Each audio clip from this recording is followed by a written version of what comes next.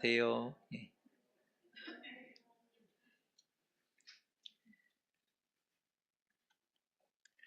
우리가 기대하고 추구하는 사회는 어떤 세상이십니까?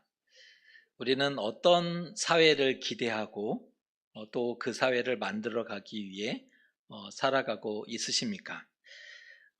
얼마 전만 해도 그저 배부르고 등 따숩기를 기대했죠. 우리 부모님 세대쯤 아니면 연배가 있으신 분들은 이게 당사자일 거예요. 얼마 전까지만 해도 그저 배부르고 등 따숩기를 소원했던 그런 때가 있습니다. 잘 살아보세. 이걸 막 외쳤어요. 잘 살아보세. 우리 노력해서 잘 살아보세. 이런 구호를 외칠 때도 있었습니다. 그런데 모두가 잘 사는 세상을 기대했을까요? 아니면 내가 더 부유하고 넉넉하고 잘 살기를 소망했을까요? 대외적으로는 모두가 잘 살고 행복했으면 좋겠다라는 그런 마음들을 가지죠. 하지만 개인적으로는 우리 이런 마음이 있어요. 내가 더 부유했으면 좋겠다. 우리 가족이 더 넉넉했으면 좋겠다. 잘 살았으면 좋겠다. 이런 마음을 가졌음을 보게 됩니다. 우리는 할 일이 너무 많은 사람들이죠. 우리는 할 일이 많아요. 우리가 열심히 사는 이유이죠. 우리는 열심히 살아요. 누구보다 성실하게 살아요. 그렇게 살아가는 이유가 있어요. 왜요? 우리 가족이 조금 더 이런 마음들을 가지고 있는 거죠. 그런데 원하는 것을 얻으면 행복하겠죠? 여러분 어떻게 생각하세요? 원하는 것을 얻으면 행복하겠죠? 그렇게 기대했는데, 그렇게 준비했는데, 그렇게 노력했는데 원하는 것을 얻으면 행복하겠죠? 오늘은 이스라엘 당시 사회에서 우리가 이제 소선지서 아모스를 읽게 되었는데 이스라엘 이 당시 사회는 어떤 사회였는지를 먼저 좀 알아보고 그것을 통해서 우리는 어떠한 도전을 가질 수 있는지를 생각해보는 그런 시간을 가져보려고 합니다. 아모스 주전 8세기 중반에 아주 짧은 시기 동안 사역했던 선지자입니다. 주전 8세기 중반이니까 760년 정도, 주전 760년 정도, 5년 정도만 그 하나님의 말씀을 예언했던 그러한 선지자입니다. 아모스는 독특한 이력을 가진 선지자 중에 하나인데 아모스의 출신은 남유다 사람입니다. 고향이 나와요. 드고아 출신의 남유다 사람이었다는 거예요. 그런데 또 다른 이력이 있어요. 목자였다. 양을 키웠던, 그러니까 이전 직업이 목자였다는 거예요. 양을 키우던 목자였다. 또 하나의 그 이력을 성경은 덧붙이고 있어요. 뽕나무를 재배하던 농부였다. 남유다 사람이에요. 드고아라는 곳에서 살았던 사람이고 그의 직업은 목자였대요. 양떼를 가지고 있고 또 뽕나무를 배양하던 뽕나무를 재배해서 팔아서 생계를 얻었던 그런 농부였음을 알 수가 있는 거죠. 그랬던 사람이 33km 떨어진 북쪽 지역 33km 떨어진 북이스라엘 나라의 베델이라는 곳에서 예언하게 됩니다. 이 독특한 이력을 가지고 있었죠. 남유다 사람인데 북이스라엘에 가서 국경을 넘어서 북이스라엘에서 예언했던 사람입니다. 그의 삶을 보면 목자다, 농부였다라고 말씀을 드렸는데 그는 땅을 가진 사람입니다. 자신의 땅에서 양을 키웠고 자신의 땅에서 뽕나무를 재배해서 팔았던 사람이죠. 그렇게 봤을 때 부유하고 안정적인 삶을 살았던 사람인데 갑자기 부름받고 북이스라엘로 보냄받은 사람입니다. 이게 좀 나이 들어서 이렇게 보냄을 받은 사람이라는 거예요. 이게 어려서부터 신학 훈련을 하고 또 그 선지 생도로서 훈련을 받아서 예언했던 사람이 아니라 어느 날 열심히 자기 생계를 살아가다가 어느 날 하나님의 부름을 받아서 갑자기 등 떠밀려서 이렇게 사역을 시작하게 된 인물이라는 겁니다. 그랬더니 북이스라엘 사람들이 얼마나 아모스를 무시하는지 몰라요. 북이스라엘 사람이 아모스 선지자를 무시하는 겁니다. 이런 얘기를 하죠. 선견자야, 너희 유다 땅에서나 예언하라. 이 선견자야, 너희 나라 유다에서나 예언하라. 거기에서나 떡을 먹으라 라고 무시합니다. 그의 출신에 대해서. 그러니까 다른 나라 사람임을 무시하는 거고요. 마치 떡을 위해서 예언하는 사람인 것처럼 밥벌이 수단으로, 그러니까 하나님의 제대로 된 말씀, 예언이라고 인정하지 않고 밥벌이 수단으로 그렇게 비하하고 있는 겁니다.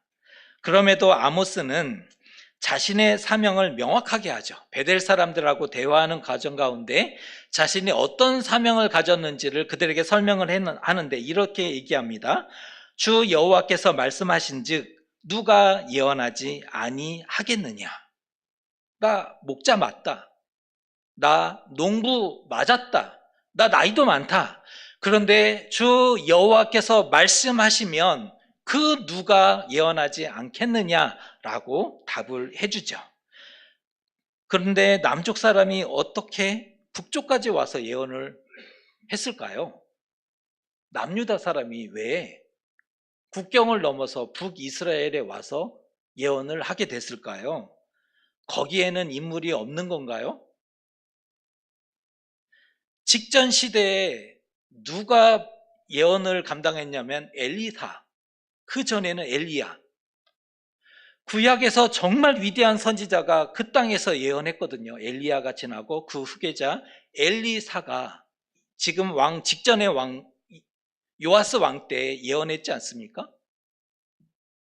그런데 북이스라엘에는 사람이 없어서, 하나님의 음성을 듣는 사람들이 없어서 남유다 사람이 와서 북이스라엘에서 예언을 한다고요? 이건 자존심의 문제잖아요. 이건 정말 자존심 상하는 일이거든요. 그럼에도 하나님이 답답하셨던 것은 분명합니다.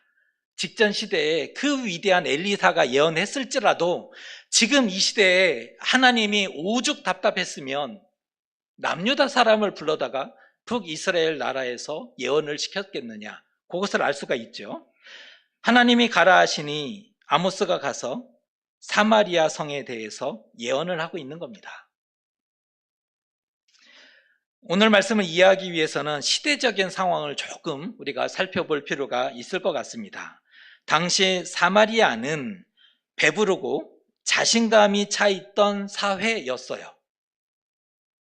나라에 돈이 많았던 시대였다는 거예요. 이때 당시에 사마리아는 나라에 돈이 아주 많았던 시대였음을 알 수가 있다는 겁니다. 북이스라엘에는 두 번의 부흥기가 있었죠. 그 200여 년의 역사 가운데 북이스라엘에 두 번의 부흥기가 있었는데, 한 번은 오므리 왕 때 그 왕조가 한 40여 년간 지속이 됐는데 그때가 부흥기였죠. 또 다른 부흥기는 예후 왕조. 살짝 들어보셨을 거예요. 오므리 왕조 때 굉장히 번성했고, 또 예후 왕조 때 또 특별한 부강함을 가질 수 있었습니다. 지금이 바로 여로보암 2세 때이니, 여로보암 2세는 예후 왕조의 전성기 때 왕 위에 있었던 인물이거든요. 여로보암 2세. 이때 당시 경제적인 부흥이 있었고 부유한 상류층이 많았대요. 지주들도 많았고요. 상인들이 돈을 많이 벌었대요. 이거 나라가 돈이 많은 거예요. 이때 백성들이 느끼는 체감 온도는 살기 좋은 세상이었을까요? 그러니까 나라에 돈이 많았는데, 그러니까 보통 백성들이 느끼는 이렇게 체감 온도라는 게 있잖아요. 체감 온도는 살기 좋은 세상이었을까? 하지만 안타깝게도 그렇지는 못했죠. 나라에 돈이 많았는데, 부자들도 엄청 많은데 백성들이 느끼는 온도는 살기 좋은 세상은 아니었다는 겁니다. 다 같이 잘 사는 세상은 아니었어요. 왜냐하면 가진 자들은 더 많은 재산을 축적하던 시대였고, 가난한 백성들은 과중한 세금에 시달렸던 시대입니다. 신하들은 면세 특권을 누리네요. 상인들은 뭐 보호를 해주는 거예요. 이들을 상인을 육성해야 된다고 해서 세금을 덜 받아요. 그러나 백성들은 세금을 악착같이 뜯어내던 그러한 시대였다는 거예요. 착취에 시달렸던 시대였습니다. 시간이 지날수록 그 시대가 부흥기, 번성기가 지속될수록 백성들은 부자들의 종속되고 예속됩니다. 누구를 위한 세상인가? 지배층을 위한 세상이었어요. 그들에게 살기 좋은 세상이었던 거죠. 그러니까 살기 좋은 세상은 맞는데 누구를 위한 세상인가? 지배층, 부자들이 살기 좋은 세상이었다는 거예요. 상류사회, 오늘 제목을 그렇게 잡아봤는데 딱 그렇게 얘기할 수 있는 거죠. 상류사회, 힘을 가진 소수가 지배하던 세상, 이때 당시에 사마리아를 표현하는 말입니다. 이런 부조리함으로 인해서 세상이 왜곡되고 정의가 굳게 행해져 버린 것이죠. 그래서 이제 아모스는 사마리아 부자들에 대해서 비판적으로 예언하는 성향이 많아요. 그래서 아모스를 읽어보면 이게 부자들에 대한 비난이 많은 예언으로 주로 되어 있어요. 왜요? 이때 당시가 그런 부조리한 시대를 지적하던 예언을 할 수밖에 없었기 때문이었던 거죠. 그가 이런 얘기를 해요. 성 중에, 사마리아 성이죠. 성 중에 얼마나 큰 요란함과 학대함이 있나 보라. 성 중에 얼마나 큰 요란함과 학대함이 가득한지를 보십시오. 이렇게 얘기하고 있는 거죠. 온 땅이 불안과 공포에 사로잡혀 있었거든요. 강탈과 핍박이 가득함을 책망하고 있는 장면입니다.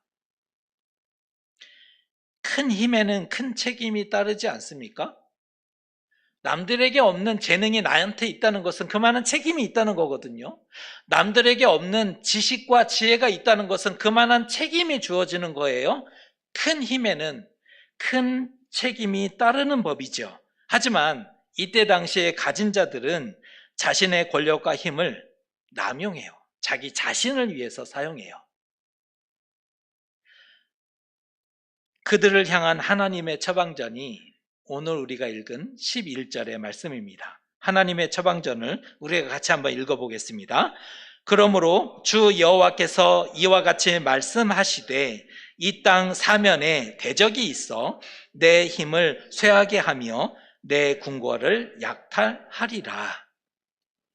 그들이 힘을 남용하고 약탈하는 데 썼듯이 사면의 대적을 불러다가 동서남북 모두를 다 적들이 가득하게 해서 그들을 불러다가 너희도 똑같이 약탈당하게 하리라 라는 아주 무서운 말씀을 전해주십니다. 그날에 다 빼앗기고 약탈당한다는 거예요.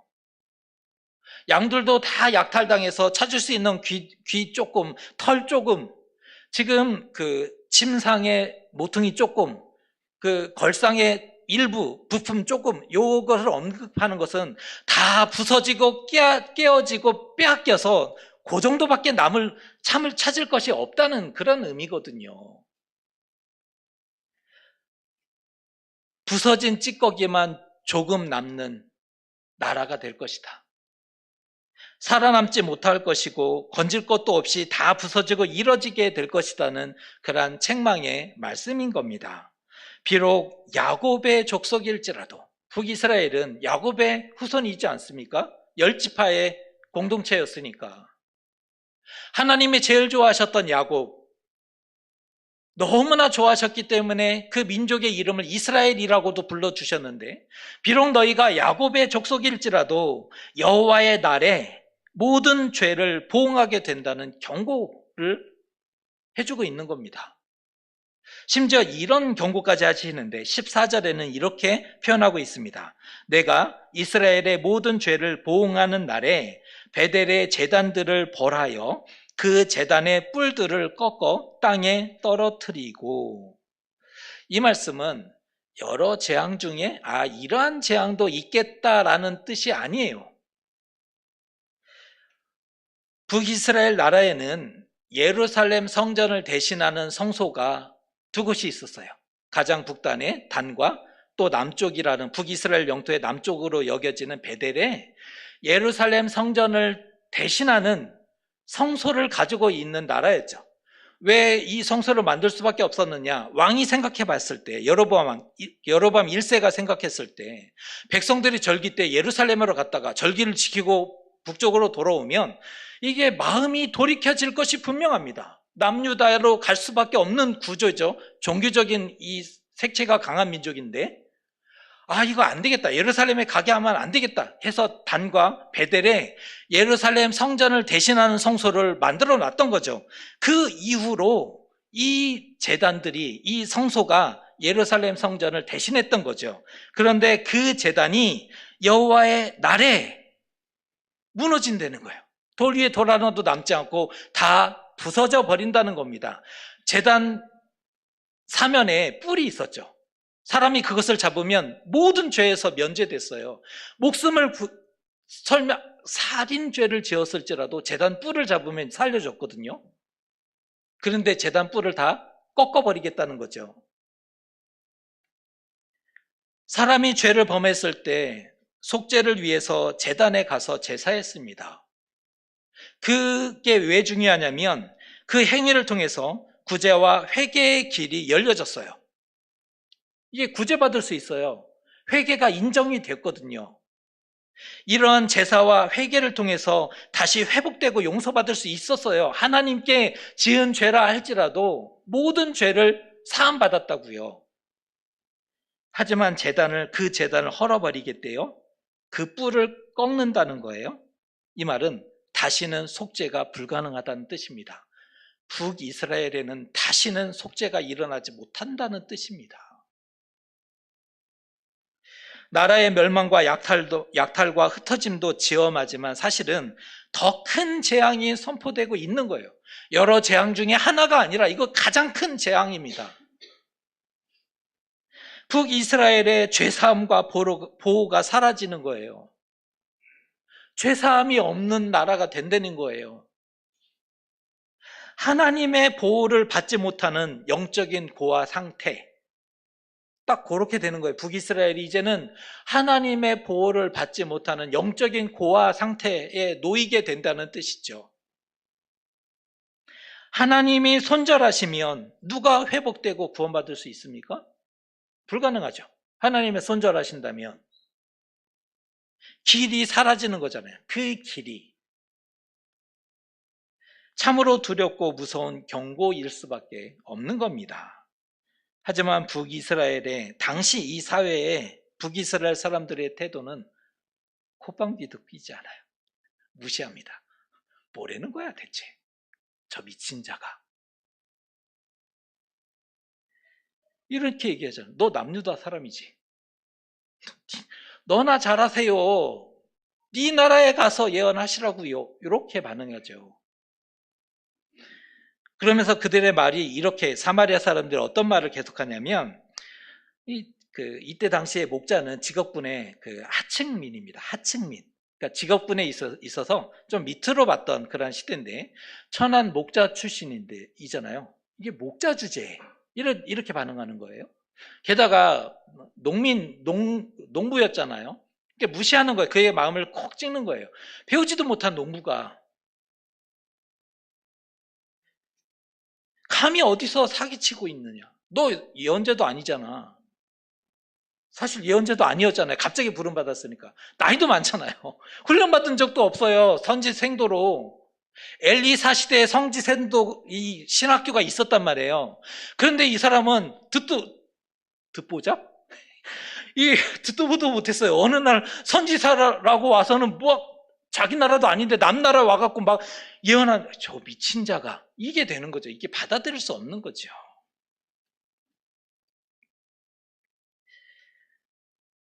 사마리아 부자들은 왜 그렇게 멀리 가게 되었을까요? 하나님의 음성이었는데 아모스는 하나님의 말씀을 받아서 그렇게 예언을 했지만 사마리아 사람들은 하나님께 너무 멀리 갔기 때문에 그 말씀을 하나님의 말씀으로 받아들일 수 없게 되어버렸던 겁니다. 왜 그렇게 멀리 갔을까요? 지금의 번영과 부유함을 만든 것은 자신들의 능력과 힘이 아니었잖아요. 사실은 국제 정세의 그 변화 속에 덕을 받은 거거든요. 자신들이 잘했기 때문에 부유했다기보다는 국제 정사의 변화 속에 덕을 받았던 상황이라는 거예요. 북이스라엘을 침략하고 괴롭혔던 굉장히 강한 나라가 아람 나라예요. 아람이라는 나라가 북쪽 지역에서 북이스라엘을 끊임없이 괴롭힙니다. 침략해서 약탈하고 백성들을 죽이고 뺏어가요. 살만하면 또 조금 재건해서 뭐 살만하면 쫓아와서 또 뺏어가요. 아람이라는 나라 때문에 얼마나 괴로움을 당했는지 몰라요. 북이스라엘은. 그런데 그 아람 나라를 아수르라는 제국이 어느 날 쫙 강성하게 되더니 이 아수르가 아람 나라를 정복해버려요. 아수르에 의해서 아람 나라가 쇠락합니다. 결국은 멸망하게 되죠. 그로 인해서 이스라엘은 오랜 숙적이었던 아람의 손에서 벗어나요. 그러니까 이스라엘이 스스로 강성하게 된 게 아니라 아수르 국제 정세의 변화 속에 아수르가 부흥하게 되면서 아람을 정복했고, 아람이 쇠락하다 보니까 자신들을, 아수르는 아직 이스라엘까지 넘보지 않았던 때라는 거예요. 아람은 쇠락하고 망했지, 아수르는 아직 이쪽에 침략하지 않았지. 이때 어부지리로 북이스라엘이 강성하게 되는 거예요.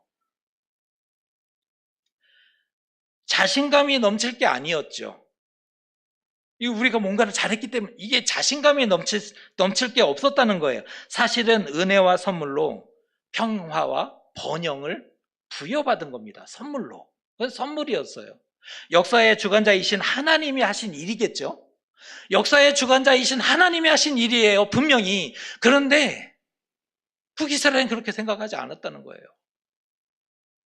이스라엘은 요단 동편에 있었던 그 요단 동편에 대한 지배권을 확보해요.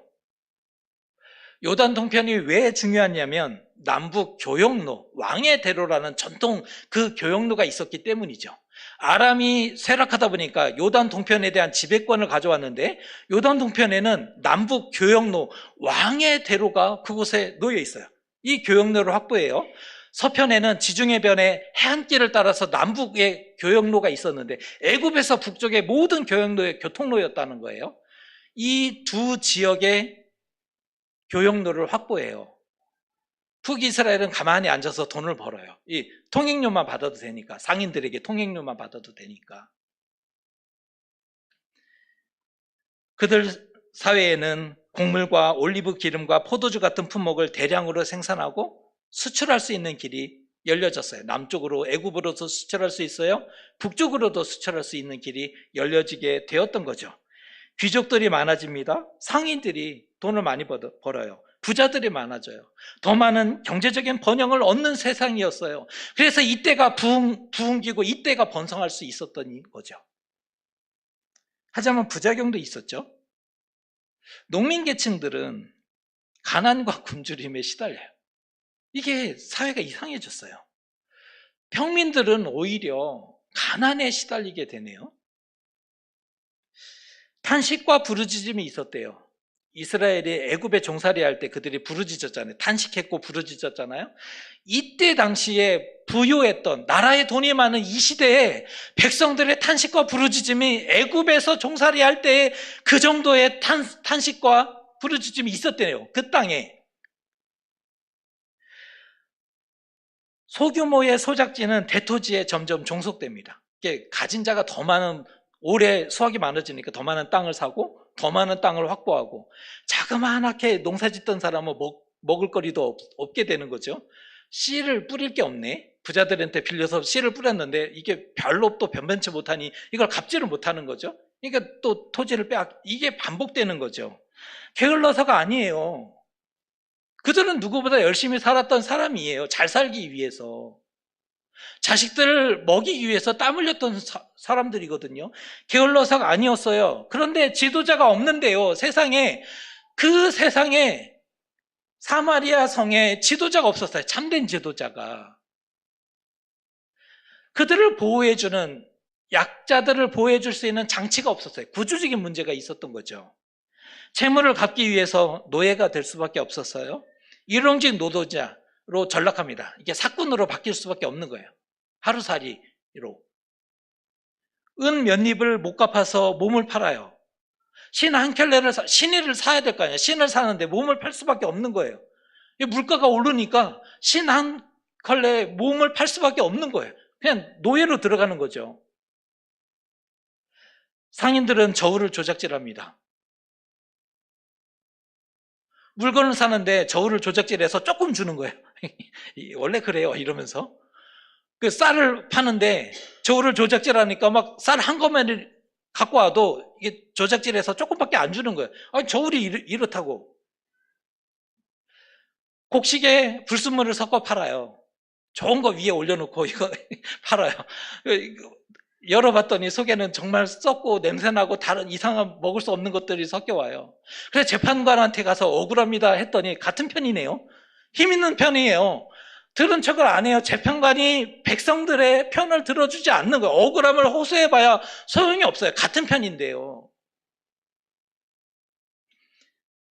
부자들은 점점 사치품을 이게 너무 많으니까 이게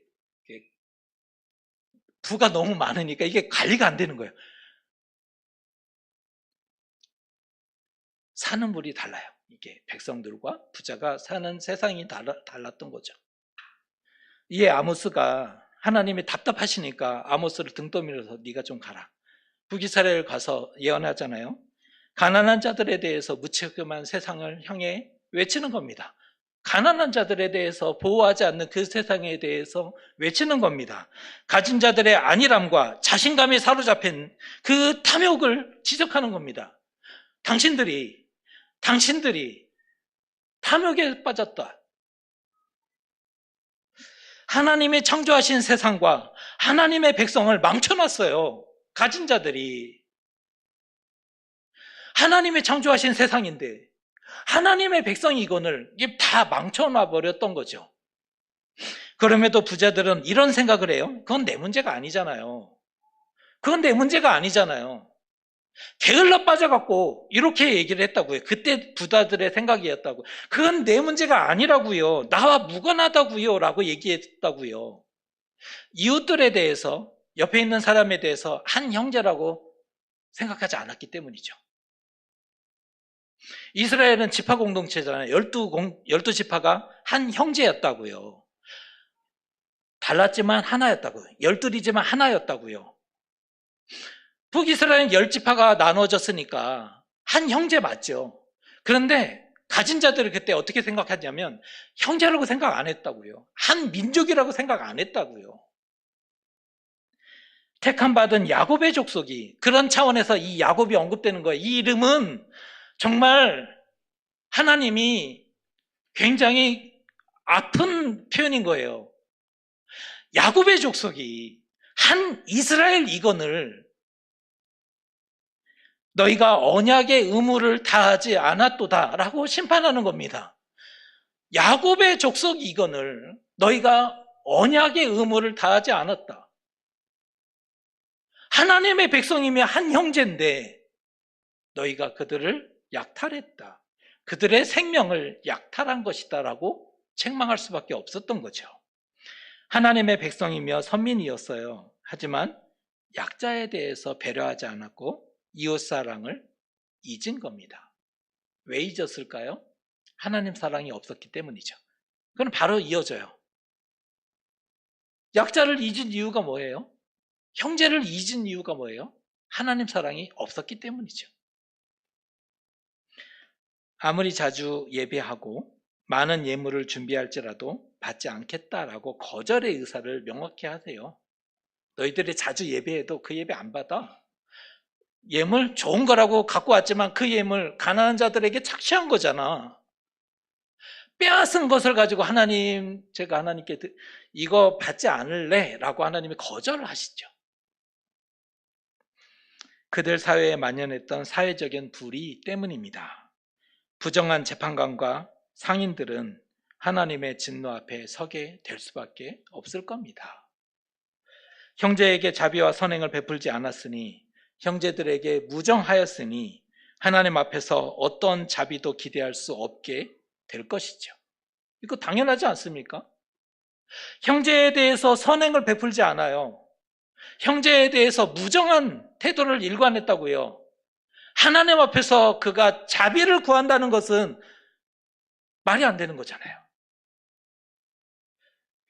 부와 권력을 독점하고 사치와 향락을 즐기며 겨울궁과 여름 별장까지 있었대요. 자신들의 살고 있는 집 말고 겨울에는 조금 더 온화한 지역에, 여름엔 조금 더 선선한 지역에 그 집들을, 별장들을 지어놨다는 거예요.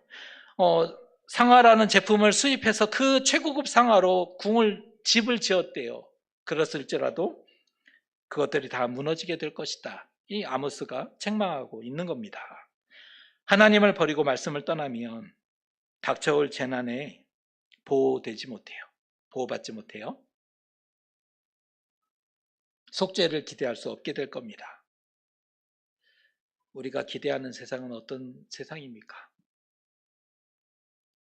잘 사는 세상, 행복한 세상?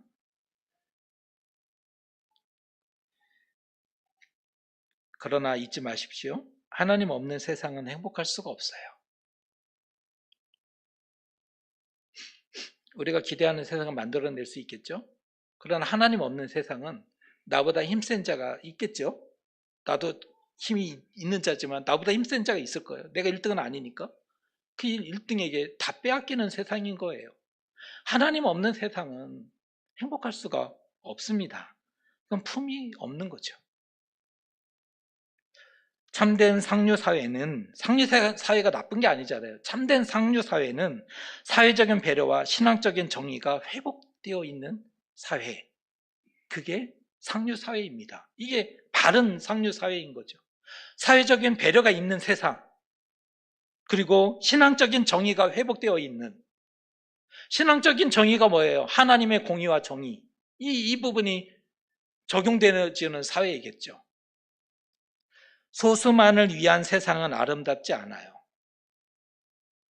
소수만을 위한 세상은 행복할 수가 없습니다.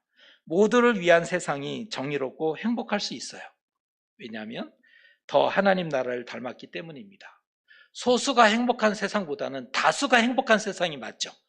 다수가 행복한 세상이 더 하나님 나라를 닮아 있죠. 건강한 공동체에 가까울 거고요. 재앙과 심판에 무너지지 마시고 깨어 하나님 만나기를 준비해 보시면 어떨까요? 포기하지 마시고. 아모스가 얘기하고 싶은 게 이겁니다. 재앙과 심판이 엄중해요. 그렇지만 이 예언에 무너지는 것을 원하는 게 아니거든요. 그들이 돌이켜 깨어서 하나님 만나기를 노력하기를, 오늘이라도 하나님 앞에서 회개하기를, 우리가 잘못했구나. 이 사회는 공정한 사회가 아니구나. 이거 정말 우리가 잘못 생각했구나라는 것을 뉘우치고 오늘이라도 돌이키는 것을 원했던 그 의도에서 아모스가 지금 예언하고 있는 거죠. 그것처럼 우리도 어려움과 현실에 무너지지 마시고, 어려움이 있겠죠? 현실 쉽지 않아요. 여기에 무너지지 마시고 깨어서 하나님 만나기를 노력하는 것. 이게 우리가 이 말씀을 통해서 도전받을 수 있는 그런 메시지일 겁니다. 오직 정의를 물같이, 공의를 마르지 않는 강같이 흐리게 하는 그 신앙의 품격.